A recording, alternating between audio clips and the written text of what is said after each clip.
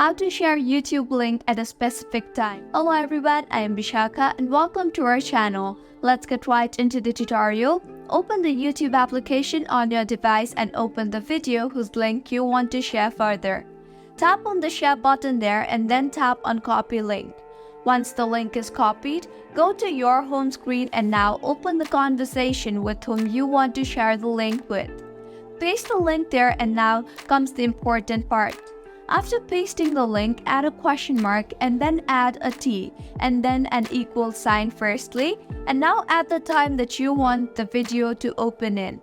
For instance, if I want the video to open at 1 minute 1 second, then I will type 1M 1S. So the entire link would be first the YouTube link, and then after the link goes the question mark, and then a T, and then an equal sign followed by 1M 1S. Now send the link, and if you tap on the link, the video will open at 1 minute 1 second. If you find this tutorial helpful, do subscribe to our channel.